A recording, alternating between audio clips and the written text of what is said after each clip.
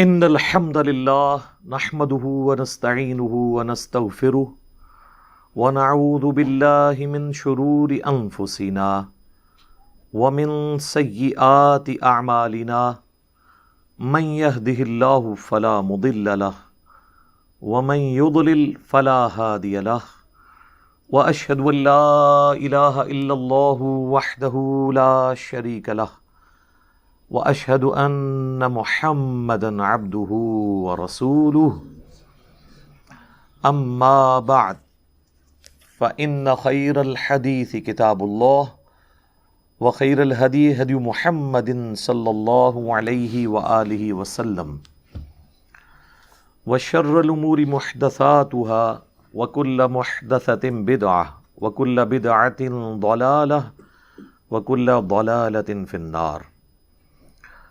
اعوذ باللہ السمیع العلیم من الشیطان الرجیم من ہمزہ ونفخہ ونفثہ. بسم اللہ الرحمن الرحیم. رب اشرح لی صدری ویسر لی امری واحلل عقدۃ من لسانی یفقہوا قولی.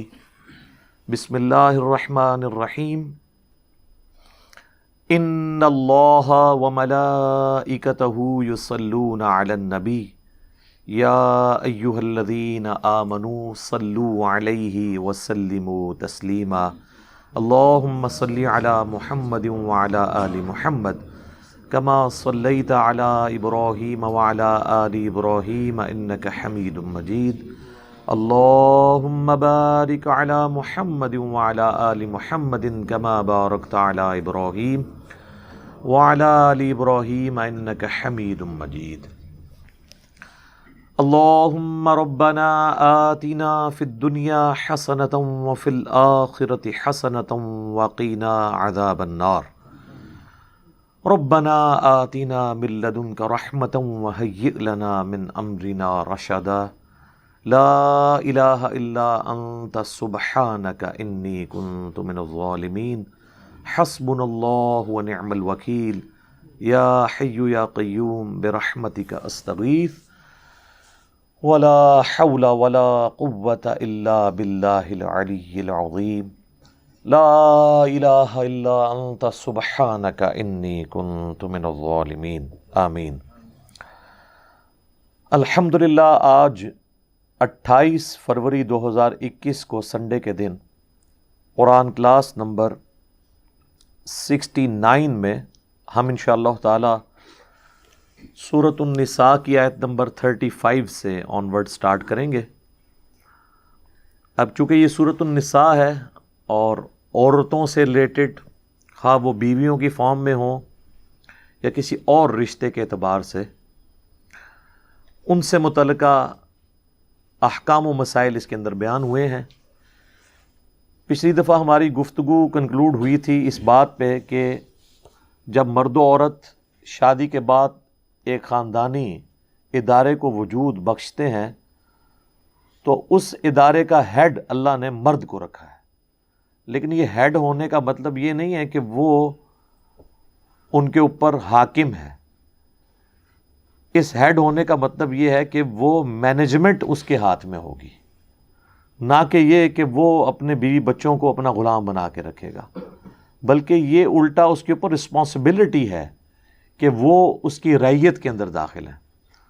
جو صحیح بخاری کے اندر حدیث موجود ہے کہ تم میں سے ہر شخص مسئول ہے اور اس سے اس کی رعیت کے بارے میں سوال کیا جائے گا. اور پھر آپ علیہ السلام نے ایک ایک رشتہ گنوایا اور فرمایا حاکم جو ہے اس سے اس کی رعایا کے بارے میں پوچھا جائے گا، مرد سے اس کے بیوی بچوں کے بارے میں پوچھا جائے گا، اور بیوی سے یہ پوچھا جائے گا کہ اس نے اپنے خاوند کی غیر موجودگی میں اس کے مال کی، اس کی عزت کی کس حد تک حفاظت کی، اولاد کی پرورش کیسے کی. ہر ایک جو ہے وہ اپنے اپنے دائرہ کار کے اندر اس سے پوچھا جائے گا. لیکن اوورآل اللہ تعالیٰ نے مرد و عورت میں سے مرد کو جو ہے وہ فوقیت دی ہے. الرجال قوامون علی النساء. اور ساتھ وجہ یہ بتائی کہ یہ عورتوں کے اوپر خرچ کرتے ہیں. اس لیے نہیں کہ یہ طاقتور ہیں اور زیادہ مار پیٹ کر سکتے ہیں، اس لیے کہ یہ عورتوں کا خیال رکھتے ہیں. تو خیال رکھنے کی وجہ سے اللہ تعالیٰ نے ان کو یہ مرتبہ دیا ہے نہ کہ یہ کہ وہ اپنی دھونس ان کے اوپر چلانا شروع کر دیں قرآن و سنت کے دائرے سے ہٹ کے۔ اب اسی کانٹیکسٹ میں گفتگو آگے چل رہی ہے اور کچھ حصہ پہلے مکمل ہو گیا تھا، اب اسی کا اگلا حصہ آیت نمبر 35 سے سٹارٹ ہو رہا ہے۔ اعوذ باللہ من الشیطان الرجیم، بسم اللہ الرحمن الرحیم۔ وَإِنْ خِفْتُمْ شِقَاقَ بَيْنِهِمَا، اور اگر تمہیں خوف ہو جائے کہ میاں بیوی میں علیحدگی کے چانسز بن گئے ہیں، یعنی اختلافات اس نوعیت کو پہنچ گئے ہیں کہ اب علیحدہ ہونے کے سوا اور کوئی چارہ نہیں ہے، تو ایک آخری کوشش کرو، اور وہ کیا ہے؟ فَابْعَثُوا حَكَمًا مِّنْ أَهْلِهِ وَحَكَمًا مِّنْ أَهْلِهَا، ایک حکم، ایک ذمہ دار شخص، ایک ایسا ڈومیننٹ بندہ ہو جسے مرد والی جو پارٹی ہے اس کے اوپر اس کا اثر و رسوخ ہو، ایک مرد کی طرف سے اور ایک عورت کی طرف سے مقرر کرو۔ اور ظاہر ہے کہ یہ عموماً جو ہمارے معاشرے میں خاندان کے بڑے لوگ ہوتے ہیں یا رشتہ کروانے والے لوگ ہوتے ہیں، تو دونوں طرف سے ایک ایک مرد مقرر کرو کہ وہ ایک آخری کوشش کریں کہ کسی طریقے سے یہ خاندانی نظام ٹوٹنے سے بچ جائے۔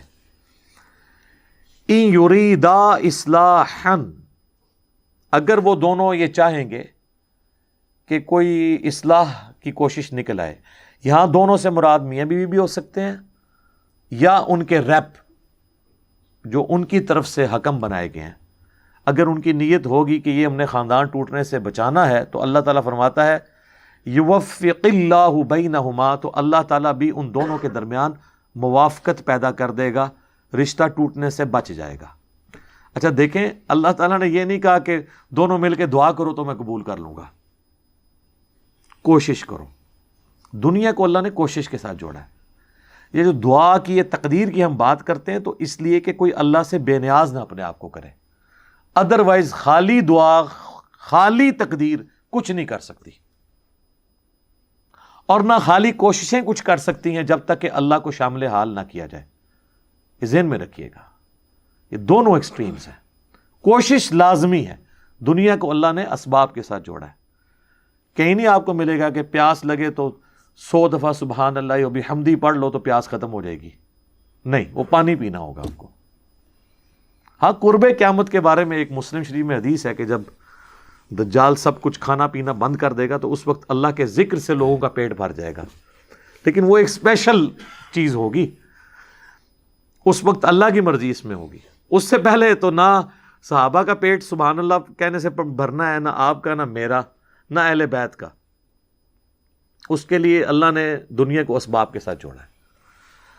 تو اللہ تعالیٰ ہمارا اگر دونوں کی کوشش ہوگی کہ کوئی موافقت پیدا ہو جائے تو اللہ تعالیٰ ابھی موافقت ان میں پیدا کر دے گا اگر ان کی اصلاح کی کوشش ہوئی۔ ان اللہ کان علیما خبیرا، بے شک اللہ تعالیٰ سب کچھ جاننے والا ہے اور خبر رکھنے والا ہے۔ اس کو خوب پتہ ہے کہ کسی نے، یعنی وہ جلتی پہ تیل کا کام کیا ہے، کون واقعی چاہتا ہے کہ یہ معاملات نپٹ جائیں۔ اگر کسی نے زیادتی کی ہے تو آخرت میں تو وہ بھگتے گا نا جی۔ جامعہ ترمذی میں حدیث ہے کہ جس عورت نے بغیر وجہ کے طلاق لے لی اپنے خاوند سے تو اسے جنت کی خوشبو بھی نہیں ملے گی قیامت والے دن، لیکن دنیا میں اسٹیبلش ہوگا۔ اگر کوئی عورت کہتی ہے نا میں اس مرد کے ساتھ نہیں رہنا چاہتی اور بلا وجہ کہہ رہی ہے، تب بھی یہ اس کا حق ہے کہ عدالت اسے خلا دے دے، اس کا اور اللہ کا معاملہ ہے۔ اور زیادہ تر تو عورتیں ہمارے سب کانٹیننٹ کے معاشرے میں تو کوشش کرتی ہیں کہ آخری وقت تک خاندانی نظام نہ ٹوٹے، کیونکہ عورت کے ماں باپ بھی پوری کوشش کرتے ہیں کہ ہماری بچی کو طلاق نہ ہو۔ واقعی کوئی ایسی ریزن ہو جاتی ہے کہ ایسے معاملات ہو جاتے ہیں، اس کیس میں تو عورت گناہ گار نہیں ہے کہ ایک مرد ناجائز اپنی بیوی کو مارتا ہے، زیادتی کرتا ہے اس کے ساتھ، تو اب وہ مرد اس کو یہ حدیثیں سنائے کہ بھی جس نے طلاق لے لی تو وہ جنت کی خوشبو بھی نہیں پائے گی۔ ہو سکتا ہے یہ اس کے اوپر ریورس ہو جائے اگر اس نے یہ ظلم کیا ہے، ٹھیک ہے۔ تو ظلم والا معاملہ تو بڑا خطرناک ہے۔ تو اللہ تعالیٰ ہمارا ہے کہ مجھے خوب خبر ہے، علم ہے کہ کس کا کیا نیت تھی، وہ کس لیے کیا کر رہا ہے۔ یہاں پہ یہ ٹاپک وقتی طور پر مکمل ہوا ہے۔ آئلی زندگی کے اعتبار سے اب اگلا ٹاپک جو شروع ہو رہا ہے یہاں سے آیت نمبر 36 میں، وہ قرآنک ورژن آف 10 کمانڈمنٹس ہیں۔ اللہ تعالیٰ نے جو بنی اسرائیل کو تورات کے ذریعے 10 بڑے بڑے حکم دیے تھے نا، ان کا ذکر قرآن میں بھی آیا ہے 4 مقامات کے اوپر، سورۃ البقرہ کے اندر، سورہ النساء کے اندر، اس کے بعد سورۃ الانعام میں، اور پھر سب سے زیادہ تفصیل کے ساتھ آئے گا سورہ بنی اسرائیل میں۔ اس کے اوپر میری الگ سے ایک ویڈیو ریکارڈ ہے 10 کمانڈمنٹس کے اوپر، کہ 10 بنیادی احکام جو ساری شریعتوں کا خلاصہ ہیں، ساری الہامی کتابوں کا سمجھ لیں مغز ہیں، وہ بڑے بڑے احکام کون سے ہیں، وہ یہاں پر بھی مختصراً ذکر ہو رہے ہیں۔ وَاعْبُدُوا اللَّهَ وَلَا تُشْرِكُوا بِهِ شَيْئًا، اور عبادت کرو اللہ کی اور اس کے ساتھ کسی کو شریک نہ ٹھہراؤ۔ پہلی چیز ہی توحید ہے۔ اچھا، یہاں پہ یہ نہیں آیا کہ اللہ کو مانو، اللہ کو ماننا کافی نہیں ہے، اللہ کی ماننا بھی ضروری ہے۔ اللہ کو تو پوری پاکستانی قوم مان رہی ہے، اللہ کی کتنے لوگ مان رہے ہیں؟ تو یہ وَاعْبُدُوا، عبادت کرنی ہے اس کی، صرف اس کو ماننا نہیں ہے، اس کی ماننی ہے۔ اور عبادت کا مطلب ہے ٹوٹل اوبیڈینس۔ یہ نہیں ہے کہ رمضان کا خدا اور ہے اور غیر رمضان کا خدا اور۔ رمضان میں تو یہ قوم مسلمان ہوئی ہوتی ہے، اور بعض تو اتنے پکے مسلمان ہوتے ہیں جو پورا سال نمازیں پڑھ رہے ہوتے ہیں، وہ سمجھتے ہیں یار یہ تو ہمیں بھی پیچھے چھوڑ گئے، لیکن عید کے فوراً بعد ریورس ہو جاتا ہے کام۔ ٹوٹل اوبیڈینس اللہ کی، وہ ہے عبادت۔ وَلَقَدْ بَعَثْنَا فِي كُلِّ أُمَّةٍ رَسُولًا أَنِ اعْبُدُوا اللَّهَ وَاجْتَنِبُوا الطَّاغُوتَ، ہم نے ہر قوم میں کوئی نہ کوئی رسول بھیجا ایک ہی بنیادی دعوت کے ساتھ کہ عبادت اللہ کی کرنی ہے اور طاغوت کی نفی کرنی، یعنی اللہ کے مقابلے پہ جو بھی کھڑا ہے، چاہے وہ انسانوں میں شیاطین ہوں یا جنات میں شیاطین، یا ان کے اعلی کار یا ان کی تعلیمات، اس کے خلاف تم نے کھڑا ہونا ہے۔ اللہ کی ماننا یہ ہے کہ اللہ نے اپنے پیغمبروں کے ذریعے جو آسمانوں سے دین نازل کیا ہے اس کو فالو کرنا ہے۔ دین اس زمین کی چیز نہیں ہے، دین آسمانوں سے نازل ہوا ہے۔ ہاں، زمین میں سمجھا جاتا ہے لیکن اس کے اندر کوئی تبدیلی نہیں کر سکتا۔ تو بنیادی دعوت عبادت کرنی ہے اللہ کی اور اس کے ساتھ کسی کو شریک نہیں ٹھہرانا۔ اب عبادت کے اندر جو 2 بنیادی چیزیں جو ہم ہر نماز میں اقرار کرتے ہیں، ایاک نعبد و ایاک نستعین، اے اللہ عبادت بھی تیری کریں گے اور عبادت کی اعلیٰ ترین شکل و ایاک نستعین، دعا مدد، وہ بھی تجھ سے مانگیں گے اور کسی سے دعا نہیں کریں گے۔ اب عبادت کی کیٹیگری میں جتنی بھی چیزیں فال کریں گی، نماز، روزہ، حج، زکوٰۃ، نظر، نیاز، جو بھی عبادت کی کیٹیگری میں چیزیں فال کرتی ہیں وہ سب کی سب خالصتاً اللہ کے لیے ہوں گی۔ یہ ہے ایاک نعبد، اور ایاک نستعین بھی اسی میں شامل ہے۔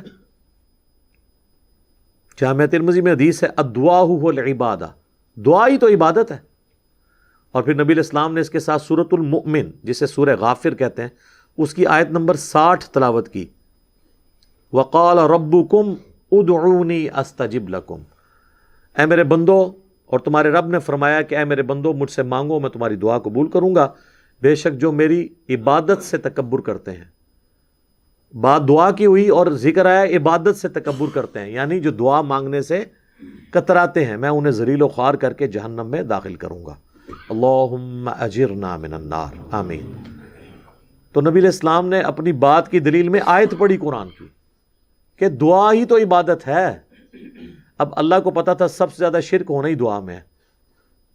دیکھ لیں، جو اللہ کی نماز بھی پڑھ رہے ہیں نا، نماز کے بعد وہ بھی کہہ رہے ہیں المدد یا غوث اعظم، ان کو یہ نہیں پتا کہ یہ شیخ عبد القادر جیلانی کی عبادت ہو رہی ہے۔ وہ کہے گا نہیں جی میں عبادت تو اللہ کی کرتا ہوں۔ تو ان کو بتانا ہے کہ ایاک نعبد کے ساتھ ایاک نستعین کو اللہ نے اسی لیے الگ کر کے بیان کیا تھا کہ یہ چھپ جانا تھا بیچ میں ہی، جب اپنے لوگوں کو کہنا تھا نا عبادت میں مدد مانگنا بھی شامل ہے، انہوں نے کہنا سی ایدے تک کو نہیں لیا. تو جس چیز میں شرک ہونا تھا اللہ نے اس کو الگ سے بیچ میں ذکر کر دیا. وَإِيَّاكَ نَسْتَعِينُ. عبادت بھی تیری کرتے ہیں اور عبادت کی اعلیٰ ترین شکل دعا بھی تجھی سے مانگتے ہیں. کہتے نہیں وہ ٹھیک ہے، یہ تو ہے تجھی سے مانگتے ہیں، یہ تو نہیں ہے کہ کسی اور سے نہیں مانگتے. ہاں ہم کہتے ہیں سر یہ بھی ہے قرآن میں. اگر آپ نے پارہ نمبر 20 پڑھا ہوتا نا تو اپنا ہی ترجمہ پڑھ لیتے. پارہ نمبر 20 کے پہلے صفحے پہ یہ لکھا ہوا ہے، آیت نمبر 62 سورۃ النمل کی. اَمَّن يُجِيبُ الْمُضْطَرَّ اِذَا دَعَاهُ. بھلا بتاؤ تو کون ہے جو مصیبت میں گھرے ہوئے شخص کی دعا کو قبول کرتا ہے. وَيَكْشِفُ السُّوءَ. اور اس سے اس کی تکلیف کو دور کر دیتا ہے. وَيَجْعَلُكُمْ خُلَفَاءَ الْأَرْضِ. اور مرنے کے بعد تمہیں خلیفہ کرتا ہے زمین پہ. تمہارے ماں باپ مرتے ہیں تو تم مرو گے، تمہاری اولاد. وہ خود اکیلا تو زندہ ہے، تم نسل در نسل زمین پہ جو آباد ہو، یہ میں نے تمہیں آباد کیا ہے. اِلٰہٌ مع اللہ.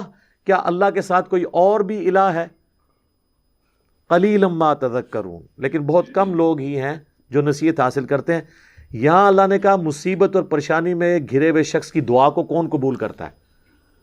تو اللہ نے واضح بتا دیا کہ جو کوئی یہ عقیدہ رکھتا ہے نا کہ کوئی اور دعا قبول کر سکتا ہے، وہ ہے الہ مع اللہ. کیا اللہ کے ساتھ اور بھی کوئی الہ ہے جو تم نے ٹھہرایا ہوا ہے؟ تو یہ جھگڑا نہیں ہے کہ مولا علی رضی اللہ تعالیٰ عنہ وعلیہ السلام وہ مشکل کشا کسی کے ہو سکتے ہیں یا نہیں. یہ بعد کی بات ہے. پہلی بات یہ کہ وہ ہوں بھی تب بھی انہیں پکار نہیں سکتے. بارش کون برساتا ہے؟ اللہ. ڈیوٹی کس کی ہے؟ فرشتوں کی. تو بارش فرشتوں سے مانگیں یا اللہ سے؟ اللہ سے. تو بس جن کی ڈیوٹیاں بھی لگی ہیں نا ان سے مانگنا بھی شرک ہے. تو جس کی لگی نہیں ہوئی، اگر یہ کہتے ہیں لگی ہوئی ہے، ہم کہتے ہیں ٹھیک ہے to cut the story short for the sake of argument, مان لیتے ہیں وقتی طور پہ کہ لگی ڈیوٹی، لیکن پکاریں گے تو پھر بھی اللہ کو. اینڈ رزلٹ تو یہی ہے. اللہ کی مرضی فرشتوں کے ذریعے مدد کرے جس طرح حضرت عیسیٰ علیہ السلام کی. وَأَيَّدْنَاهُ بِرُوحِ الْقُدُسِ. ہم نے عیسیٰ کی مدد کی تھی روح قدس کے ذریعے. حضرت حسان کی مدد کی، بخاری مسلم میں حدیث ہے، اللہ روح قدس کے ذریعے حسان کی مدد کر. اس کے اشعار کافروں پر تیروں سے زیادہ سخت ہیں. وہ نبی علیہ السلام کی طرف سے جواب دیتے تھے کافروں کو اپنی شاعری کے ذریعے. ویسے یہ حقیقت بات ہے، یہ جو نبی علیہ السلام فرما رہے ہیں بخاری مسلم کی حدیث ہے کہ حسان کی شاعری تیروں سے زیادہ لگتی ہے. ویسے ہی بات سمجھ نہیں آتی. تیر سے تو زخم ہوتا ہے، شاعری کیوں زیادہ ہے؟ تو آپ کر کے دیکھ لیں، یہ پڑھ کے دیکھیں نا شعر. مرنے سے پہلے اے مسلماں کر لے اس پہ غور، کتابوں کا خدا اور ہے بابوں کا خدا اور. یہ جناب آپ کسی کو تھپڑ ماریں اس سے زیادہ تکلیف اس شعر کی ہے. نام ہے بابی، نام ہے بابی، میں ہوں مسلم، علمی کتابیں. یہ شاعری میں اللہ نے ایسا رنگ رکھا ہے. جو شاعری کتاب و سنت کے خلاف ہے اسے تو قرآن میں کنڈیم کیا گیا، لیکن جو قرآن و سنت کے مطابق ہے وہ اللہ کی نعمتوں میں سے ایک نعمت ہے. تو واقعی اشعار بہت کام. نبی علیہ السلام تو بعض کا فی البدی بھی انا النبی لا کذب، اس میں کوئی شک نہیں کہ میں اللہ کا نبی ہوں اور میں عبد المطلب کا بیٹا ہوں. شاعری کے اوپر بھی میری ویڈیوز ریکارڈ ہیں، کس شاعری کو اللہ نے ناپسند کیا ہے اور کون سی اجازت ہے. بہرحال پہلی بنیادی دعوت ہے 10 کمانڈمنٹس میں توحید، قرآن میں بھی ہے. اور ساتھ کہہ دیا شریک نہیں کسی کو ٹھہرانا. یہ شرک جو ہے وہ معاشرہ بھی ہو سکتا ہے، ماں باپ بھی ہو سکتے ہیں، اپنا نفس بھی ہو سکتا ہے جو اللہ کے مقابلے پہ آپ کھڑا کر لیں. تو ایک ڈیٹیل ٹاپک ہے. مسئلہ نمبر 3 میرا اس کے اوپر ریکارڈڈ ہے، وہ آپ دیکھ لیں. شرک کے حوالے سے بہت زیادہ ویڈیوز ریکارڈڈ ہے. لیکن اصل بنیادی بات لوگوں کو یہی بتانی ہے کہ نماز اللہ کی پڑھنی ہے اور دعا بھی اللہ سے مانگنی ہے. باقی ساری چیزیں چھوٹی ہیں. 11ویں بہت چھوٹی چیز ہے، کیونکہ 11ویں دینے والے کیا کہتے ہیں؟ اللہ کے نام کی ہے عبد القادر جیلانی کو ثواب پہنچانے کے لیے. یہ بہت چھوٹا مسئلہ ہے. بڑا مسئلہ یہ ہے کہ غیر اللہ کے نام کی نہ ہو. میت کی طرف سے کوئی صدقہ اور خیرات کر سکتا ہے، اس کے اوپر کوئی اختلاف رائے ہو سکتا ہے، لیکن یہ شرک کے لیول کی چیز نہیں ہے۔ لیکن اگر کوئی کہے کہ میں صدقہ اور خیرات کروں اور عبد القادر جیلانی میری مدد کریں گے، یا میں داتا دربار پہ دودھ 11ویں کے اوپر چڑھاؤں گا تو میری بھینسیں جو ہیں وہ دودھ دینا بند نہیں کریں گی، تو اب یہ سیدھا سیدھا شرک ہو جائے گا، کیونکہ عقیدہ آپ نے غلط جوڑ لیا۔ یہ آسٹریلین گائے جو ہے وہ کس مزار پہ جاتی ہے؟ کوئی اجمیری، کوئی بغدادی، کوئی لاہوری گائے بھی ہے جڑی دودھ دیندی ہے جو آسٹریلین گاں دیندی ہے، تو آسٹریلیا سب تو بڑا بزرگ ہو گیا پھر سے۔ یہ دنیا بقدر ایفرٹ ہے، جس نے کوئی ایفرٹ پٹ کی ہے وہ دنیا میں لیس للانسان الا ما سعی، جو کوشش کرے گا۔ یہ اللہ کی گائے ہیں، اللہ کی بھینسیں ہیں، اور اللہ نے انسان کو عقل دی ہے، ان کی صحیح طریقے سے خوراک اور پرورش کی جائے، اور باقی جو سائنٹیفک فیکٹس اللہ تعالیٰ نے انسانوں کو بتائے ہیں اس کے ذریعے انسان نے ترقی کر لی ہے۔ اس میں تو بزرگوں کو تو کوئی لینا دینا ہی نہیں ہے۔ آپ یقین کریں، آپ ذرا یوٹیوب کے اوپر ویڈیوز دیکھیں فارم ہاؤسز کی، نیوزی لینڈ کے، آسٹریلیا کے، اتنی خوبصورت بکریاں ہیں، وہ ایک طرح کے سائز کی، اور وہ ایسی ٹرینڈ بکریاں ہیں، وہ جا کے مشینوں پہ خود کھڑی ہوتی ہیں، ان کا دودھ دویا جاتا ہے، دوسری طرف سے باہر نکلتی ہیں۔ ہماری کوئی مزار والی بکری تو اس طرح کا دودھ دے ہی نہیں سکتی اتنا زیادہ، نہ وہ اتنی خوبصورت ہوتی ہے، اور انہوں نے تو لاکھوں کی تعداد میں فارم ہاؤسز میں رکھی ہوئی ہیں، تو وہ کدھر سے آ گئی ہیں؟ ٹھیک ہے نا، وہ اللہ تعالیٰ کی بکری ہیں، پیدا اللہ نے کی ہیں، باقی انہوں نے جو سائنٹیفکلی انہوں نے اپنی ان پٹ دی ہے، اللہ تعالیٰ نے اس میں برکت ڈال دی۔ وَبِالْوَالِدَيْنِ احسانا، اور اپنے والدین کے ساتھ احسان کی روش اختیار کرو۔ قرآن میں مینلی بڑے بڑے 4 مقامات جو میں نے بتایا 10 کمانڈمنٹس میں، چاروں جگہ پر توحید کے بعد پہلا حق اللہ تعالیٰ نے ماں باپ کا رکھا ہے۔ یہاں پہ تو مختصر بات ہے، لیکن باقی جگہوں میں ملے گا کہ اگر والدین تجھے اکسائیں اس بات کے اوپر کہ تو اللہ کے ساتھ کسی کو شریک ٹھہرا، تو پھر ماں باپ کا بھی کہنا نہیں ماننا۔ یعنی ماں باپ کا حق بھی اللہ کے حق کے اندر اندر ہے، دنیا میں معروف طریقے سے ان کے ساتھ چلنا ہے، ایون ماں باپ کافر بھی ہوں تو۔ اسما بنت ابی بکر جو حضرت ابو بکر کی بیٹی تھی، ان کی ماں کافرہ تھی، تو صحیح بخاری میں آتا ہے کہ انہوں نے اللہ کے نبی علیہ السلام سے کہا کہ میری ماں مشرکہ ہے، میرے پاس آتی ہے، میں اس کے ساتھ کیا معاملہ کروں؟ تو آپ نے فرمایا دنیا میں معروف طریقے سے اس کے ساتھ بیہیو کرو، یعنی وہ جو ہیومن ڈگنیٹی ہے وہ وائلیٹ نہیں ہوگی۔ کافر ماں باپ بھی ہیں، بیمار ہوں گے آپ ان کا علاج کروائیں گے، ان کی صحت کا خیال رکھیں گے، ان کے باقی معاملات کو دیکھیں گے، لیکن بات آپ نے ماننی ہے اس رب کی جس نے آپ کو ماں باپ دیے ہیں، اس رب کے پیغمبر کی کہ جو دنیا پہ اس رب کا نمائندہ ہے صلی اللہ علیہ وآلہ وسلم۔ والدین کے ساتھ احسان کرو، وَبِذِي الْقُرْبَى، اور اپنے قریبی رشتہ داروں کے ساتھ۔ آپ دیکھیں گے قرآن میں ماں باپ کے بعد ہمیشہ رشتہ داروں کا ذکر ضرور آتا ہے پہلے نمبر پر، اس لیے کہ رشتہ داروں میں جیلسی فیکٹر ہوتا ہے، تو اللہ نے اسپیشلی کہا ہے کہ رشتہ داروں کے ساتھ ضرور اس نے سلوک کرنا ہے۔ آپ کئی لوگ دیکھیں گے اپنے بہن بھائیوں کے ساتھ تو ان کی دشمنیاں چل رہی ہوتی ہیں، اور یاروں دوستوں کو کھلا پلا رہے ہوتے ہیں، تو اسلام میں تو اس کی اجازت نہیں ہے۔ آپ کی زکوٰۃ کا بھی سب سے زیادہ حقدار آپ کے بہن بھائی ہیں۔ ماں باپ اولاد کو آپ زکوٰۃ نہیں دے سکتے، لیکن بہن بھائی کو تو زکوٰۃ لگتی ہے، پہلا حق ان کا ہے اگر وہ غریب ہے۔ والیتامیٰ، اور جو یتیم ہیں جن کی پرورش کرنے والا کوئی نہیں ہے، والمساکین، اور مسکین لوگ جو ہیں، والجار ذی القربیٰ، اور جو پڑوسی قریبی پڑوسی ہیں۔ اس کا ایک ترجمہ ہے قریبی پڑوسی، اور ایک ایسا رشتہ دار جو آپ کا پڑوسی بھی ہو، دونوں ترجمے درست ہیں۔ والجار الجنب، اور ایسا پڑوسی جو دور کا ہے، رشتہ دار نہیں ہے، یعنی پڑوسی تو ہے لیکن رشتہ دار نہیں، یا وہ رشتہ دار ہے لیکن دور کا رشتہ دار ہے۔ یہ ترتیب بتائی جا رہی ہے کس طرح حق ہے ترتیب سے۔ والصاحب بالجنب، اور مجلس کے لوگ جو تمہارے دوست یار ہیں۔ دیکھیں دوست یاروں کا ذکر کس کے بعد آیا؟ ماں باپ، رشتہ دار، پھر قریبی رشتہ دار، پھر دور کے رشتہ دار، پھر دوست۔ اسے دوست پہلے ہونے نے، الٹا ایک معاملہ چل رہا ہے۔ وابن السبیل، اور مسافر بھی۔ اگلے زمانوں میں تو مسافروں کے لیے بہت بڑی آزمائش تھی نا میرے بھائی، نہ تو کوئی موبی کیش تھا اور نہ کوئی ایزی پیسہ تھا. کسی کو راستے میں قافلے کو لوٹ لیا اور وہ گھر سے 4 مہینے کی مسافت پہ ہے، اس کا اونٹ بھی کسی نے چوری کر لیا تو وہ گھر کیسے پہنچے گا؟ آپ ذرا امیجن کریں. سفر تو گھوڑوں اور اونٹ پہ ہوتا تھا. ایون آج کے زمانے بھی اگر آپ کے پاس کرایہ نہیں ہے تو آپ کس طرح، ایک بندہ کراچی سے اسلام آباد آتا ہے، یہاں اس کی جیب کٹ گئی ہے اور پیسے بھی کسی سے وہ مانگ نہیں سکتا، پیچھے اس کا کوئی ہے نہیں جو اس کو دے، تو ظاہر ہے ادھر ہی وہ کسی سے مدد کے لیے کرے گا، مجھے کم از کم ٹکٹ تو لے دیں. تو اس لیے مسافر کا حق آج بھی اسی طریقے سے امپورٹنٹ ہے. لیکن اس میں یہ کرنا چاہیے جو پروفیشنلز ہیں نا، ان کو گاڑی میں بٹھا کے آنا چاہیے، ان کو پیسے نہ دیں ٹکٹ کے، کیونکہ زیادہ تر یہ فراڈیے بھی ہوتے ہیں نا. تو میں تو ایسے ہی کرتا ہوں، میں بس میں بٹھا دیتا ہوں اور کنڈکٹر کو کرایہ دیتا ہوں اور اسے کہتا ہوں کہ بھئی اس کے پاس کرایہ نہیں تھا تو میں دے رہا ہوں، اور اگر یہ اترنے کی کوشش کرے تو کرایہ تیرا.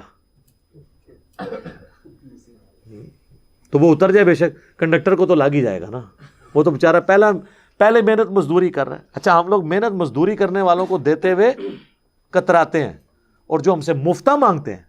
میری تو اکثر اس طرح، اب تو خیر میں نے اپنے گھر والوں کو کافی ایجوکیٹ کر دیا کہ آپ لوگ 10-10 ہزار کی شاپنگ کر کے نکلتے ہیں کپڑوں والی دکانوں سے، اور باہر چنچی والے کے ساتھ یہ بحث کر رہے ہوتے ہیں، وہ 60 مانگ رہے ہیں، آپ اسے 50 دے رہے ہیں، اور ادھر سے ایک فقیر گزرتا ہے، اس کو 20 روپے نکال کے دے دیتے ہیں. تو اس فقیر کو آپ 10 دے دیتے، اس کو 60 کے 60 پورے دے دیتے. جو محنت مزدوری کر رہا ہے اس کا حق ہے. اور میرے تو اپنے زندگی میں اصول ہے، مجھے اگر کسی جگہ کے کرائے کا پتہ ہے، چونکہ میں بھی پبلک ٹرانسپورٹ پہ ہی سفر کرتا ہوں، ٹیکسی پہ یا رکشے پہ یا آئی ایس پہ، تو چلیں فکس کرایہ ہوتا ہے. تو اگر اس نے پہلی دفعہ میں وہ کرایہ بتا دیا نا کہ یہ اتنا ہے، اور مجھے پتا ہے کہ اتنا ہی کرایہ ہے، میں کم بھی نہیں کرواتا. تو کئی بار لوگ ایک دم پریشان ہوتے ہیں. 1-2 بار تو جب میں نے کہا ٹھیک ہے چلیں، وہ کہتے ہیں نہیں جی لے جاؤ. وہ ڈر جاتے کہ یار یہ کون سا بندہ ہے جی، اس کو 120 بتایا تو اس نے 100 بھی نہیں کہا، تو یہ کیڑے چکر ہیں چاہے. یا اس کو یہ شک پڑ جاتا ہے کہ میں نے واقعی کم مانگ لیا ہے، مجھے زیادہ مانگنا چاہیے تھا. ایسا بھی ہو جاتا ہے. اور جو بٹھا لیتے ہیں پھر میں ان کو راستے میں بتاتا ہوں کہ میرے بھائی دیکھو، میں نے تمہارا کرایہ کم نہیں کروایا. کیوں نہیں کروایا؟ تم نے جائز مانگا تھا، تو آمدہ بھی جائز مانگنا. ہم بھی تمہاری طرح کے ملازم پیشہ لوگ ہیں، ہم کوئی یعنی چندوں پہ تو نہیں پل رہے، یا ہم لوگوں کی جیبیں نہیں ہتھیاتے ہیں کہ ہمارے پاس اتنا مال ہو کہ ہم جو ہے وہ اپنی علیحدہ سے ٹیکسی کے اوپر سفر کر رہے ہوں. تو ہماری بھی کوشش ہوتی ہے کہ یار بس جتنا نامنل طریقے سے گزارا ہو سکے، تو اس کو ریئلائز بھی کرا دیتے ہیں. وما ملکت ایمانکم، اور جو تمہارے قبضے میں ہیں تمہاری لونڈیاں اور غلام. جو میں نے پہلے بھی عرض کیا کہ یہ سسٹم آبسلیٹ ہو چکا ہے، لیکن ان کے حقوق اپنی جگہ تھے. جو اور اس کو آج ماڈرن فارم میں آپ اس فارم میں سمجھ سکتے ہیں کہ ہر وہ چیز جو آپ کے انڈر آتی ہے، آپ کے گھر میں کام کرنے والے جو لوگ ہیں، اگرچہ وہ لونڈی اور کنیز کے نہیں، وہ آزاد لوگ ہیں، لیکن بہرحال وہ آپ کے انڈر تو آتے ہیں، تو آپ ان کی بھی ضرورتوں کا خیال رکھیں. اور اس حوالے سے میں کہوں گا کہ دنیا میں خوش نصیب ترین ملک جو ہے نا وہ پاکستان ہے. پاکستان میں غریب لوگ تو چل ہی چیریٹی کے اوپر رہے ہیں. یہاں پر یعنی لوگ اپنے گھر میں کام کرنے والوں کے ساتھ بہت زیادہ حسن سلوک کرتے ہیں. اگر گھر والوں میں سے کوئی باہر سے آتا ہے تو وہ اپنے گھر میں کام کرنے والی جو عورتیں ہیں ان کے لیے بھی کوئی نہ کوئی گفٹ لے کے آتا ہے، ان کو بھی کچھ نہ کچھ کپڑے لے کے دے دیتے ہیں. کل کو ان کے بچیوں کی شادیاں ہوتی ہیں تو پھر وہ جن گھروں میں کام کرتی ہیں وہ پھر ان کو ہیلپ آؤٹ کرتے ہیں. اور یہ آلموسٹ ہر جگہ ہو رہا ہے. اور یہ ہمارے اس معاشرے کی خوبصورتی ہے، اس کلچر کی خوبصورتی ہے، اور اسلام کی دین ہے یہ کہ ظاہر ہے کہ خرچ تو وہی کرتا ہے جسے امید ہو آخرت میں ملنے کی. لیکن اس میں یہ چیز ہونی چاہیے کہ آپ اپنے ملازم کو زکوٰۃ اس نیت سے نہیں دے سکتے کہ اب یہ میرے ساتھ ضرورت سے بڑھ کے اس نے سلوک کرے چونکہ میں نے اسے زکوٰۃ دی ہے. زکوٰۃ اللہ کا حق تھا آپ پر، وہ اگر آپ اپنے ملازم کو دیتے ہیں نا تو اس کے اگینسٹ آپ اگر اس سے یہ تمنا کریں گے نا کہ اس کے اگینسٹ وہ میرے ساتھ زیادہ لائلٹی شو کرے، آپ کی زکوٰۃ فارغ ہو گئی اور نئے سرے سے دینی پڑ جائے گی. ملازمین کو زکوٰۃ دینے والا معاملہ بڑا خطرناک ہو جاتا ہے. ایک لمحے کے لیے بھی آپ کو یہ خیال آ گیا، چلے دل میں وسوسہ آنا اس پہ گرفت نہیں ہے، لیکن آپ نے اسے ایگزیکیوٹ کر دیا، اسے ڈانٹ دیا کہ تمہیں تو میں فریج لے کے دیتا سی، تو فریج تو آپ نے لے کے دیا تھا زکوٰۃ کے پیسوں کا، تو اس پہ احسان کیسا؟ وہ تو آپ پہ احسان ہے اس کا کہ اس نے لے لیے، تاکہ آپ نے اللہ کا ایک فرض پورا کر لیا۔ تو ملازمین کو زکوٰۃ دیتے وقت یہ خطرہ لاحق رہتا ہے کہ ہر وقت کہ کہیں آپ کی بدنیتی آگے بیچ میں تو وہ فرض ہی فارغ ہو جائے گا، نئے سرے سے دینی پڑ جائے گی۔ یہ پھر اپنا خود بخود محاسبہ کرنا ہوگا۔ بعض لوگ یہ کرتے ہیں، پھر اس کے اگینسٹ ان سے ڈبل مزدوریاں کروا رہے ہوتے ہیں، اور ظاہر ہے وہ تو بیچارہ پسا ہوا طبقہ ہے، تو انہوں نے تو کرنا ہی کرنا ہے۔ تو لہٰذا حسن سلوک والا معاملہ ان کے ساتھ ضرور کریں۔ اکثر لوگ پوچھتے ہیں، ہاں جو غیر مسلم آپ کے گھروں میں کام کر رہے ہیں ان کو آپ اپنی زکوٰۃ نہیں دیں، لیکن صدقہ اور خیرات تو ان کو دے سکتے ہیں، عام صدقہ اور خیرات، اور آپ کو ثواب بھی ہوگا اس کے اوپر۔ زکوٰۃ اسپیسیفکلی مسلمانوں کا حق ہے کہ پہلے ان کو دی جائے۔ البتہ اگر مسلمان امیر ہو جاتے ہیں یا ان کی بیسک نیڈز پوری ہو جاتی ہیں، پھر آپ غیر مسلم کو بھی زکوٰۃ دے سکتے ہیں۔ ان کو کہا جاتا ہے مؤلفۃ القلوب، تالیف قلب کے لیے ایسے لوگوں کو زکوٰۃ دینا تاکہ وہ اسلام کی طرف مائل ہوں، تو ان کو بھی زکوٰۃ پھر دی جا سکتی ہے، لیکن یہ اس صورت میں جب مسلمانوں سے آپ فارغ ہو بیٹھیں۔ یہ نہیں ہے کہ مسلمان ذلیل ہو رہے ہیں اور آپ غیر مسلموں کو زکوٰۃ دے رہے ہیں۔ پہلا حق ان کا ہے کہ ان کو زکوٰۃ دی جائے۔ باقی جو عام جتنے بھی نفلی عبادات ہیں، چاہے قربانی کا گوشت ہو، صدقہ اور خیرات ہو، عقیقے کا کھانا ہو، عام جو نظر نیاز اللہ کی راہ میں آپ دیتے ہیں، 11ویں نہیں، اللہ کے لیے جو، وہ سب کی سب آپ غیر مسلم کو بھی دے سکتے ہیں، اس کو بھی کھلانے کا ثواب ہے۔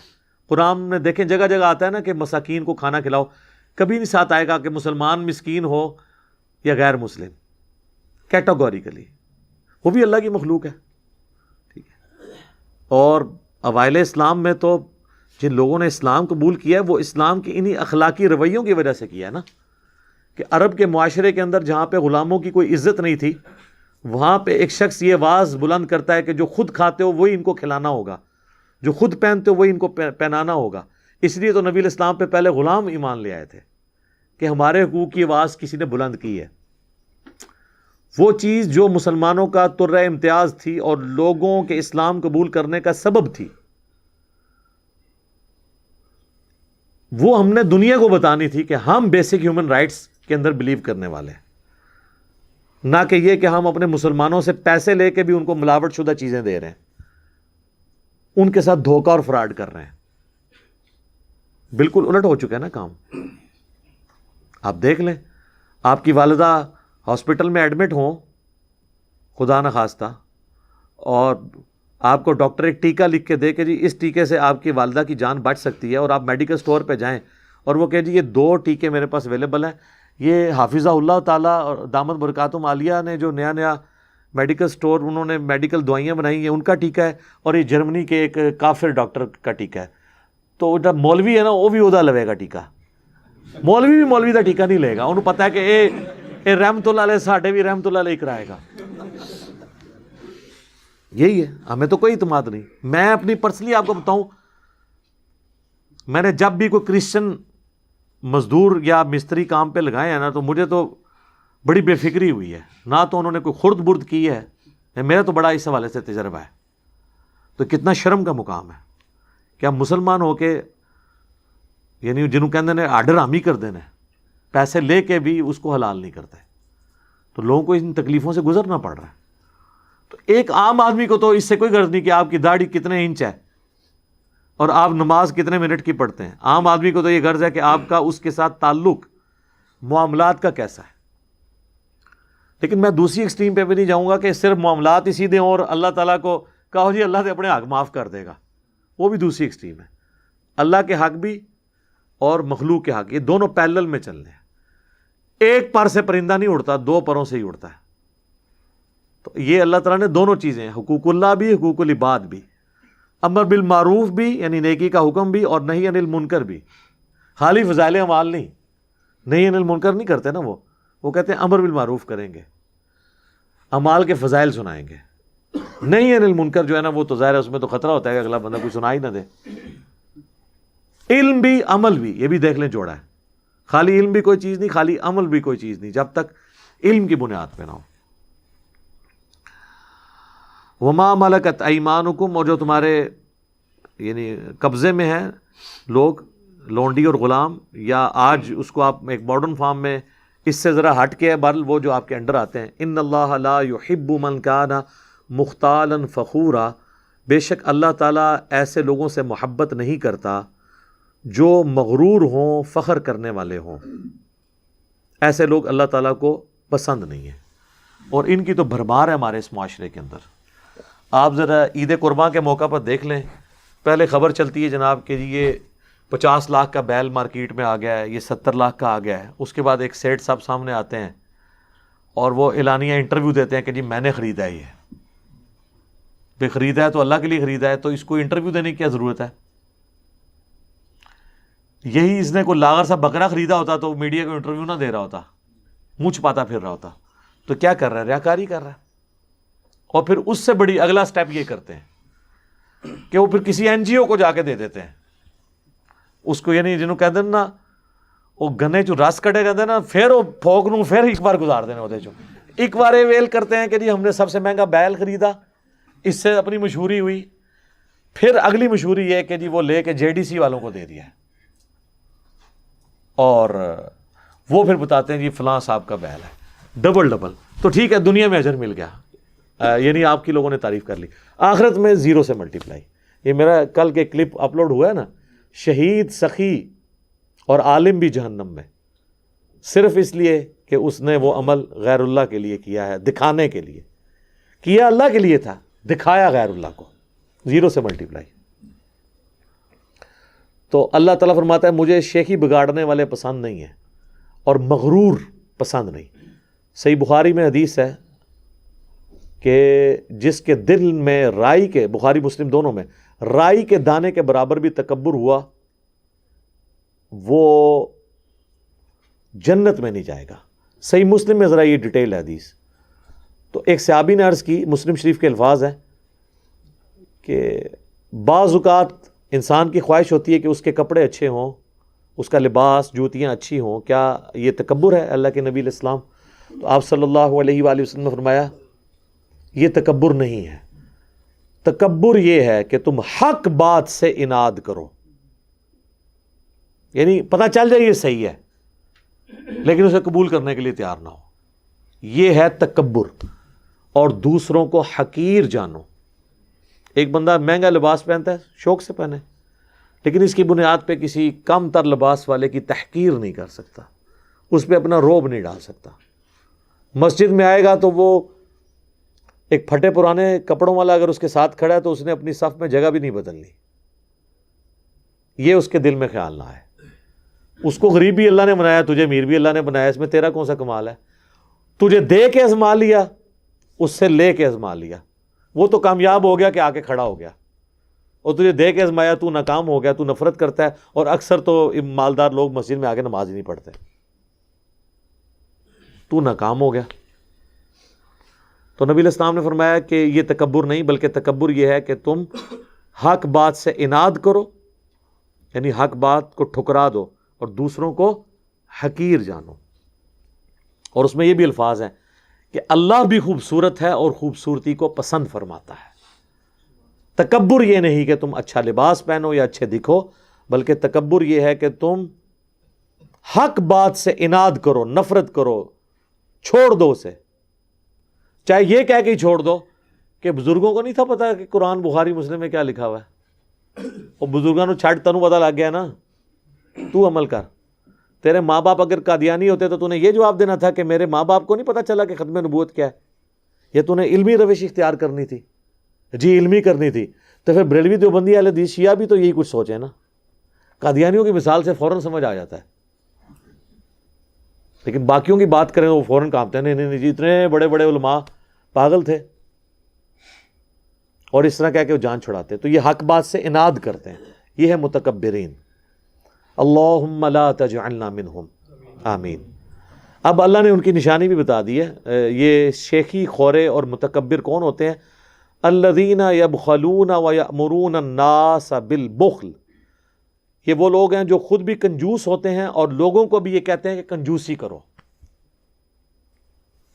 اچھا بڑی حیران کن بات ہے، کنجوس وہ خود ہیں، لوگوں کو کیوں کہتے ہیں کہ کنجوسی کرو؟ اس لیے لوگوں کو اگر یہ کہیں گے نا تو تبھی اپنا مال بھی بچا کے رکھ سکتے ہیں. اگر وہ لوگوں کو یہ کہیں کہ جناب اللہ کی راہ میں خرچ کرو تو لوگ کہیں گے تو بھی تو اتنا کچھ جوڑے ہے, تو لا نظر اللہ دی راہ خرچ کر. سمجھ رہی بات کی؟ تو اس کا آخری حل کیا ہے کہ چپ کر کے نا خود بھی کنجوسی کرو اور کوئی باقیوں کو پہلے ہی پریمپٹیولی کہنا شروع کر دو, دیکھو جی بالکل ہی نہ بندہ خرچ کر دے, کچھ جوڑ کے بھی رکھو. تو پھر جس کو آپ یہ مشورہ دے رہے ہیں وہ آپ کو یہ تو نہیں کہے گا کہ سر اللہ کی راہ میں لگائیں. سمجھ رہی بات کی؟ تو وہ کیا کرتے ہیں, بخل خود بھی کرتے ہیں, لوگوں کو بھی کہتے ہیں کنجوسی کرو. لیکن اس میں فضول خرچی نہیں ہونی چاہیے. یہ نہیں میں کہہ رہا کہ آپ لوگوں کو یہ مشورہ دیں کہ مرنے سے پہلے مدرسے کو سارا کچھ لکھ کے دے کے چلے جائیں, یہ نہیں میں کہہ رہا. لیکن کم از کم اب یہ ارب پتی لوگ ہیں, جب ہم ان کو کہتے ہیں زکوٰۃ دو, وہ کہتے ہیں جی ہم بغیر حساب کتاب کے اللہ کی راہ میں خرچ کرتے ہیں. کاروبار سارا حساب کتاب سے ہو رہا ہے, زکوٰۃ بغیر حساب کتاب کے. وہ کہتے ہیں جی اللہ سے کیا حساب کرنا.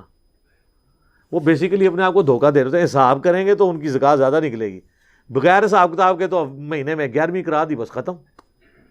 حساب کریں گے تو پتہ چلے گا بھائی 1 لاکھ پہ 2,500 نکالنا تو آسان ہے, 1 کروڑ پہ 2.5 لاکھ نکالنا تھوڑا سا مشکل ہے, اور 1 ارب پہ 2.5 کروڑ نکالنا ہر سال, ہاں ہوں سمجھ لگی ہے. اور جن کے اربوں کے بزنس ہیں وہ کیا کریں گے؟ تو اس لیے پھر وہ حساب کرتے ہی نہیں.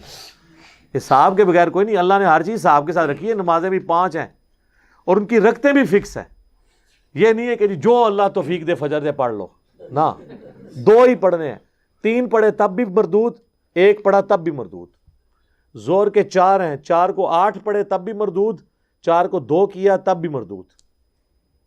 اللہ ہے کہ اس سفر میں ہے تو وہ اللہ نے اجازت دی ہے. وَيَكْتُمُونَ مَا آتَاهُمُ اللَّهُ مِنْ فَضْلِهِ, اور وہ چھپاتے ہیں جو عطا فرمایا ہے انہیں اللہ نے اپنے فضل سے. چھپاتے کیا ہیں کہ مطلب وہ کہتے ہیں میں تو پلے کچھ ہے ہی نہیں جی. ظاہر ہے کنجوسی کرنے کے لیے یہی کہنا پڑے گا نا جی, میں تو اپنی 2 وقت کی روٹی مشکل پوری ہوتی ہے. یہ آپ دیکھیں گے اتنا بزنس ہوتا ہے اور یہ کہہ رہے ہوتے ہیں, تو وہ چھپا رہے ہوتے ہیں. تو یہ بھی ناپسندیدہ ہے. شیخی بگاڑنا بھی ناپسندیدہ ہے اور ناشکری بھی ناپسندیدہ ہے. ابو داؤد میں حدیث ہے, مسند احمد میں بھی ہے, مشکات میں بھی آپ کو کتاب اللباس میں مل جائے گی کہ اللہ کے نبی علیہ السلام نے فرمایا کہ اللہ تعالیٰ جسے نعمتوں سے نوازتا ہے تو اس چیز کو وہ پسند فرماتا ہے کہ اس کی نعمتوں کا اثر اس بندے پہ دکھائی دے. اور ابو داؤد میں ایک اور حدیث ہے, مشکات میں بھی موجود ہے کہ نبی علیہ السلام کے پاس ایک شخص آیا جس کے بال بکھرے تھے. آپ نے فرمایا اسے کوئی چیز نہیں ملی کہ بال سیدھے کر لیتا. اور ایک اور شخص آیا جس کے کپڑے میلے تھے. آپ نے فرمایا اسے کوئی چیز نہیں ملی, کپڑے اپنے درست کر لیتا. تو بالکل یہ گند ملان بھی رہنا, ملانگ, یہ کو پسندیدہ نہیں ہے. ہاں سادگی پسندیدہ ہے.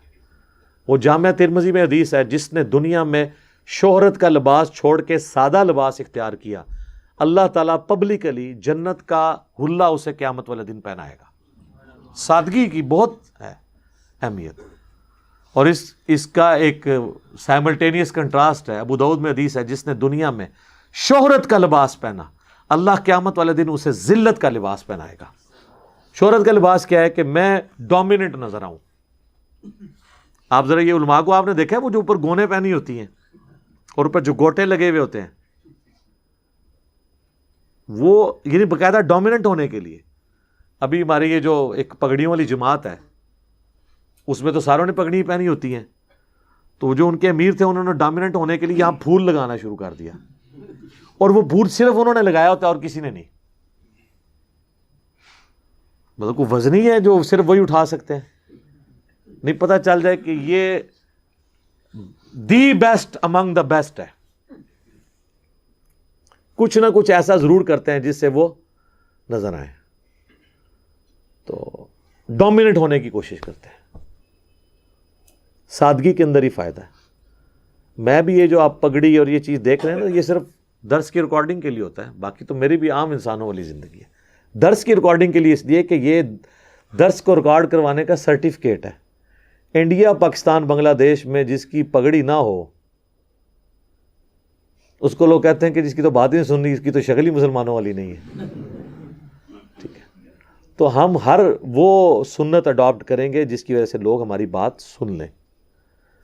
اس کو اڈاپٹ تو سنت کی نیت سے کریں گے, لیکن اسٹریٹجی بھی ہے. کئی لوگ کہتے ہیں جی کبھی ٹوپی میں درس ریکارڈ کروا دیں. نہیں, یہ بہانہ انٹر ہی نہ ہونے پائے. اب ڈاکٹر ذاکر نے ایک بڑی اچھی باتیں کرتے, لوگ کہتے یہ ٹائپ آئی ہوئی ہے نا, بس وہ ان کی باتوں کی طرف توجہ ہی کوئی نہیں. غامدی صاحب کی کوئی اچھی بات آ جائے, وہ کہتے ہیں جی اس نے تو اپنے اوپر اسلام نافذ نہیں کیا ہوا. پروفیسر احمد فی اختر صاحب کو کہتے ہیں جی ان کی داڑھی نہیں ہے. چونکہ یہ ذہن ہی ہے. اب میرے بارے میں یہ تو کہہ نہیں سکتے کہ داڑھی نہیں ہے, پوری نہیں ہے, پگڑی نہیں ہے, کرتا شلوار نہیں ہے, کچھ بھی نہیں ہے. ٹھیک ہے, تو پھر اور بہانے گھڑ لیتے ہیں. لیکن ایٹ لیسٹ جتنے بہانے ہم ایڈریس کر سکتے ہیں اتنے تو کریں.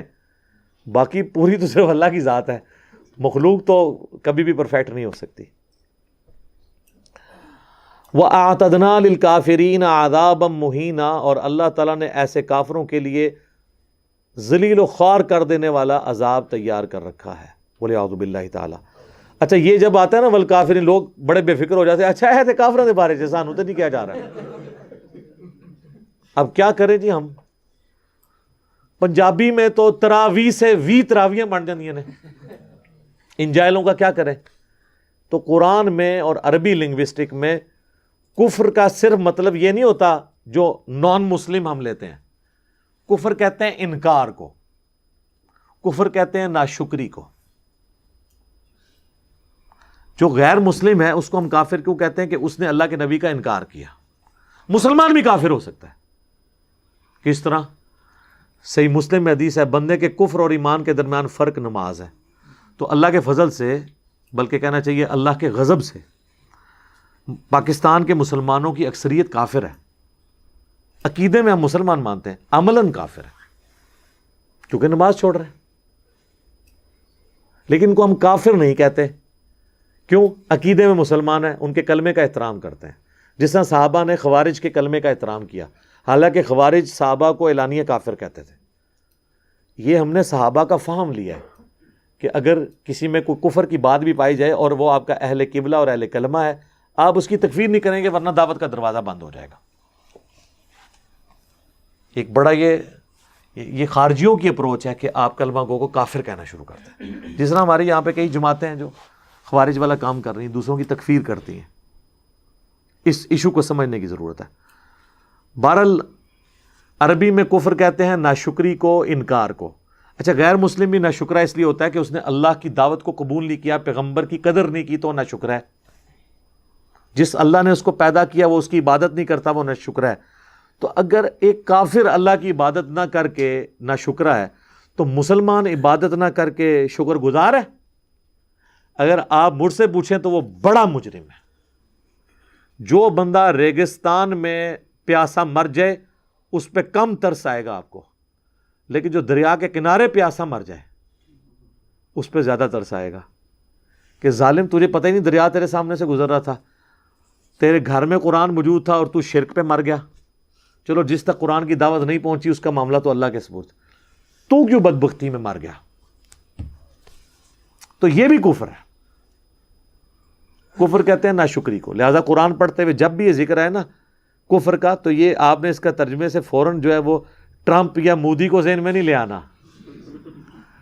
اس میں حافظہ اللہ, آیت اللہ, مدہ ذلہ, دامت برکاتہم عالیہ بھی آ رہے ہوں گے, ڈپینڈنگ اپان دا سچویشن. ظاہر ہے جی, ایک بندہ کہتا ہے جی میں عالم دین ہوں, اور آپ اسے کہتے ہیں قرآن میں یہ لکھا ہے, اور وہ کہتا ہے جی جاؤ پہلے ڈگری لے کے آؤ, میں نہیں مانتا تمہاری بات. آپ کے بخاری میں یہ لکھا ہے, آپ کے نہیں مان. میں نے کئی بار ایک واقعہ سنا ہے, ہمارے ایک بھائی, انہوں نے حنفیوں کی مسجد میں ایک نماز پڑھی, دیوبندی یا بریلوی کسی ایک مکتب فکر کی مسجد تھی, اور وہ جو امام صاحب تھے نا انہوں نے اپنے ساتھ وہ ایک ڈیسک رکھا ہوا تھا, جس وہ ڈیسک رکھے ہوتے ہیں نا عموماً, جس کے نیچے چھوٹا سا تالا بھی لگا ہوتا ہے, اور اس پہ وہ رکھ کے بچوں کو پڑھاتے ہیں. تو اس ڈیسک کے اوپر انہوں نے مسلم شریف رکھی ہوئی تھی. اچھا مقتدی تو کتنے روب کھا رہے ہوں گے کہ صحیح مسلم پڑھی ہوئی ہے. تو وہ نماز پڑھ کے جب فارغ ہوئے نا, تو انہوں نے امام صاحب سے کہا کہ میں نے آپ سے ایک سوال کرنا ہے کہ ابھی بھی آپ نے جو ہمیں نماز پڑھائی ہے نا وہ اس طریقے کے مطابق نہیں ہے جو آپ کے ڈیسک پہ کتاب رکھی ہے اس کے اندر لکھا ہوا ہے. ہائے ہائے ہائے, چھکا ہے کہ نہیں؟ کتنا بڑا چھکا ہے کہ جو کتاب اس نے ادب کے ساتھ سامنے رکھی ہوئی ہے اس کتاب کے پاس کھڑے ہو کے وہ نماز پڑھی ہے جو اس طریقے سے ہٹ کے ہے جو اس کتاب کے اندر ہے. اب اس کا جواب تو یہ ہونا چاہیے کہ بیٹا بتائیں مجھے کہاں میں نے غلطی کی ہے. اور ایڈے ہی سادے ہو تسی, وہ سر وہ فزکس اور میتھ دا پروفیسر ہوتا ہے جہاں کہنا بیٹا دسو غلطی کتنے ہوئی ہے میں ہنے توبہ کرنا, اور تمہیں اینڈ تے بولے گا تھینک یو, اے بولے گا پھینک دیو. پھر کہنا عزت نہیں لوگ کرتے. عزت کیوں کریں؟ عزت کیسے کریں؟ آپ کی عزت کرواتے ہیں آپ کی حرکتیں ہیں عزت کروانے والی. تو وہ کہتے ہیں جب میں نے اس سے کہا نا کہ یہ جو مسلم شریف رکھی ہے تم نے ابھی جو نماز پڑھائی ہے وہ یہ ڈیسک والی کتاب جو تمہاری اپنی کتاب ہے اس میں نہیں لکھا, اس کا تو جواب ہونا چاہیے تھا کھولتے 10 منو, یہی ہونا چاہیے تھا نا. وہ کہتا ہے اس نے جواب نہیں دیا, وہ غصے سے کھڑا ہوا اور اپنے نیچے سے یوں مسلح کھینچا اور کہا آپ کو علماء سے بات کرنے کی تمیز نہیں ہے. ہائے ہائے ہائے, ہر ٹائم ایک سرٹیفکیٹ ہے کہ آپ کو علماء سے بات کرنے کی تمیز نہیں ہے. چلیں تمیز اس کو نہیں ہے, آپ کو جواب دینے کی تمیز ہے. یہاں کئی لوگ آتے ہیں بڑے روڈ انداز میں سوال کرتے ہیں, تو میں نے کبھی یہ نہیں کیا کہ میں ان کے اس روڈ انداز میں سوال کا جواب نہ دوں. ہاں یہ ہو سکتا ہے کہ میں کسی کو تھوڑا گائیڈ کروں کہ یار اس کو یوں نہیں یوں یہ چیز ہے, لیکن جواب ضرور دوں گا کیونکہ اس سے میری آخرت جڑی ہوئی ہے. اگر مجھے ایک بندہ آ کے بتاتا ہے کہ جی یہ آپ نے اپنے ڈیسک پہ جو کتابیں ہیں آپ نے جو بات کی فلاں تو اس کے خلاف ہے, تو مجھے تو رات کو نیند نہیں پڑنی چاہیے. اللہ کی وجہ سے آج تک کوئی بندہ ایسا نہیں ہے جو یہ کہے کہ جو آپ بیان کر رہے ہیں وہ اس کے الٹ لکھا ہوا ہے. ان کو بھی پتہ ہے, ہمارے مخالفین کو بھی پتہ ہے کہ جو کچھ کہہ رہا ہے لکھا یہی ہوا ہے, بس بیان نہ کریا کرے. تھوڑا بزرگاں تے ہاتھ والا رکھو, بزرگ تے آن کے پائی گھیڑے, سیدھی جی گل ہے. جب توحید بیان ہوگی تو بزرگوں کی گستاخی آٹومیٹکلی ہو جائے گی. آٹا گننا ہلنا تے پوے گا. ہاں یہ آٹومیٹک, یہ چیزیں جڑی ہوئی ہیں اور یہ نیچرل ہے یہ چیز. اب دیکھیں اللہ نے توحید بیان کی ہے نا, تو سورہ المائدہ کی آیت نمبر 17 میں آیا ہے, اللہ تعالیٰ فرماتا ہے وہ لوگ کفر کر رہے ہیں جو عیسیٰ ابن مریم کو اللہ کلیم کر رہے ہیں, اور اللہ تعالیٰ فرما رہا ہے کہ کوئی اللہ کا کیا بگاڑ لے گا کہ اگر اللہ عیسیٰ ابن مریم کو, ان کی ماں کو اور جتنے زمین میں آباد ہیں ان سب کو موت دے دے, اللہ کا کوئی کیا بگاڑ سکتا ہے؟ تو مجھے بتائیں حضرت عیسیٰ کا کیا قصور تھا؟ عقیدہ بد عقیدگی تو عیسائیوں کی تھی, لیکن اللہ نے کہا بات میں کھول کے بیان کروں گا کہ عیسیٰ کو اگر میں موت دے سکتا ہوں تو وہ رب نہیں ہے, رب میں ہی ہوں. تو رب کو اپنی توحید بیان کرنے کے لیے عیسیٰ ابن مریم کا حوالہ بھی دینا پڑا, جو شاید آپ کی نظر میں گستاخی ہو. اور یہ ہمارے نبی علیہ السلام کے لیے بھی آیا, قل ارأیتم ان اہلکنی اللہ ومن معی, نبی تم فرما دو کہ بالفرض اگر اللہ مجھے ہلاک کر دے اور میرے ساتھیوں کو بھی ہلاک کر دے تو تم کس اکڑ میں ہو کہ اللہ تعالیٰ کے مقابلے میں تمہیں کون اللہ کے عذاب سے بچا سکتا ہے؟ کہ اگر ہم نافرمانی کریں تو ہمیں تو خود ڈر لگتا ہے. قل انی اخاف ان عصیت ربی عذاب یوم عظیم, یہ آیت 3 دفعہ آئی ہے سورۃ الانعام میں, سورہ زمر میں اور سورہ یونس میں. اے نبی تم فرماؤ کہ مجھے بھی اس بات کا ڈر ہے کہ اگر میں نے بھی اپنے رب کی نافرمانی کی, اور یہ سمجھانے کے لیے بالفرض, تو بڑے دن کا عذاب مجھے بھی آ پکڑے گا. آپ یہ بیان کر کے دیکھیں, یہ آپ کسی مفتی کسی عالم کے بارے میں نہیں کہہ سکتے کہ یہ جو مولوی تقریر کر رہا ہے نا اگر اس نے بھی اللہ کی نافرمانی کی نا تو اس کو بھی عذاب ہوگا. یہ کوئی بات ہی نہیں اپنے بارے میں کرنے دے گا. اتنے وہ کہتے ہیں یہ کس طرح کر سکتے ہیں, تے پہنچے انہیں تے لے کے جانا ہے نال سانو, تو نال لے کے جا رہے ہوں گے تو میں بھی پیچھے ہی تکا مار رہا ہوں گا, جنت ہی نہیں لے کے جا رہے ہوں گے. تو اللہ تعالیٰ ان کے شر سے بچائے. والذین ينفقون اموالهم رئاء الناس, وہ لوگ جو کہ اللہ کی راہ میں خرچ کرتے ہیں لوگوں کو دکھانے کے لیے. ولا یؤمنون باللہ ولا بالیوم الآخر, نہ وہ اللہ پر ایمان رکھ رہے ہوتے ہیں نہ آخرت پر. اگر ان کا اللہ پہ ایمان ہوتا تو لوگوں کو دکھانے کے لیے تو نہ کر رہے ہوتے. اس میں کافر بھی داخل ہیں اور مسلمان بھی, کیونکہ اجر کس سے لینا ہے؟ اللہ سے. وَمَن يَكُنِ الشَّيْطَانُ لَهُ قَرِينًا فَسَاءَ قَرِينًا, اور ایسا جو بدبخت ہے وہ تو ہو جائے گا شیطان کا ساتھی, اور وہ بہت ہی برا ساتھی ہے. جس کا ساتھی شیطان بن جائے. یعنی وہ اللہ کی راہ میں خرچ کر رہا ہے, اجر بھی کوئی نہیں مل رہا, ریاکاری کی وجہ سے اس کا عمل بھی زیرو سے ملٹیپلائی ہو رہا ہے. اور اس میں پھر وہی حدیث جو میں نے کئی دفعہ بیان کی کہ سخی کو بھی, شہید کو بھی اور عالم کو بھی, صحیح مسلم میں آتا ہے, جہنم میں پھینک دیا جائے گا صرف اس وجہ سے کہ اللہ کہے گا یہ سب کچھ تو نے دنیا کو دکھانے کے لیے کیا. اور اس پہ ترا تو وہ حدیث ہے مسند احمد کی کہ جس نے دکھلاوے کے لیے نماز پڑھی اس نے شرک کیا. نماز پڑھ رہا ہے اللہ کی, ہو رہی ہے شرک, کیونکہ نیت کسی اور کو دکھانے کی ہے. جس نے دکھلاوے کے لیے روزہ رکھا اس نے شرک کیا, جس نے دکھلاوے کے لیے صدقہ کیا اس نے شرک کیا. وَلِعَوْذُ بِاللَّهِ تعالی. وَمَاذَا عَلَيْهِمْ لَوْ آمَنُوا بِاللَّهِ, اور کیا نقصان ہو جاتا ہے ان کا کہ اگر یہ اللہ پر ایمان لاتے ہوئے یہ کام کرتے, وَالْيَوْمِ الْآخِرِ, اور آخرت پہ. یعنی دنیا سے تعریف کروا کے نہ اجر لیتے, کہتے کہ میرا اللہ مجھے اجر دے گا, آخرت میں مجھے بدلہ ملے گا, کیا یہ اچھا ہوتا؟ پیسے تو ویسے ہی ان کے نکل کے جیب سے, مال تو ویسے ہی چلا گیا, نہ ادھر اجر ملا نہ آخرت میں ملا, تو بیڑے گرک کر لیا نا. ایک نیت درست کر لیتے تو سب کچھ سیدھا ہو جاتا. وَأَنفَقُوا مِمَّا رَزَقَهُمُ اللَّهُ, اور خرچ کرتے اس میں سے جو اللہ نے ان کو دیا تھا. وَكَانَ اللَّهُ بِهِمْ عَلِيمًا, اور اللہ تعالیٰ ان سے خوب واقف ہے جو کچھ یہ کر رہے ہیں. اور کس درجے تک واقف ہے؟ إِنَّ اللَّهَ لَا يَظْلِمُ مِثْقَالَ ذَرَّةٍ, بے شک اللہ تعالیٰ ایک ذرے کے برابر بھی کسی پہ ظلم نہیں کرے گا. کیا مراد ظلم نہیں کرے گا؟ وہ آگے آ رہا ہے, وَإِن تَكُ حَسَنَةً يُضَاعِفْهَا وَيُؤْتِ مِن لَّدُنْهُ أَجْرًا عَظِيمًا, اگر کسی نے تھوڑی سی بھی نیکی کی ہوئی تو ہم اس کو دگنا کر کے اجر دیں گے. اور اللہ تعالیٰ کا یہ نہیں کہ سنت ہے, اور اللہ کے حضور وہ عظیم اجر پائے گا. اللہ تعالیٰ ہمارا اگر کسی نے ذرے کے برابر بھی نیکی کی ہے میں اسے ضائع نہیں کروں گا, اور میں اس ذرے کو بھی بڑھا دوں گا اس کے لیے. جس کو گیون سرکمسٹانسز جتنے تھے وہ اس میں اتنی نیکی کر سکتا تھا, تو اللہ تعالیٰ اس کے لیے اس کی نیکی کو بڑھا دے گا. مَن يَعْمَلْ مِثْقَالَ ذَرَّةٍ خَيْرًا يَرَهُ وَمَن يَعْمَلْ مِثْقَالَ ذَرَّةٍ شَرًّا يَرَهُ, جس نے ذرے کے برابر بھی خیر کیا ہوگا قیامت والے دن اس کا اجر پا لے گا, اور جس نے ذرے کے برابر کوئی شر والا معاملہ کیا ہوگا تو اس کی سزا بھی پا لے گا. اللہم حاسبنی حسابا یسیرا, اللہم من احییتہ منا فاحیہ علی الاسلام ومن توفیتہ منا فتوفہ علی الایمان. رضیت باللہ ربا وبالاسلام دینا وبمحمد نبیا. اللہ تعالیٰ سے دعا ہے جو حق بات میں نے کہی اللہ تعالیٰ ہمارے دلوں میں راسخ فرمائے. اگر جذبات میں میرے منہ سے کوئی غلط بات نکل گئی تو اللہ تعالیٰ ہمارے دلوں ہی سے اسے دھو ڈالے, ہمیں معاف بھی فرما دے, ہمیں کتاب و سنت کی تعلیمات پر عمل کر کے دوسرے بھائیوں تک پہنچانے کی توفیق عطا فرمائے. سبحانک اللہم و بحمدک, اشہد ان لا الہ الا انت, استغفرک و اتوب الیک, وما علینا الا البلاغ المبین. جزاکم اللہ خیرا.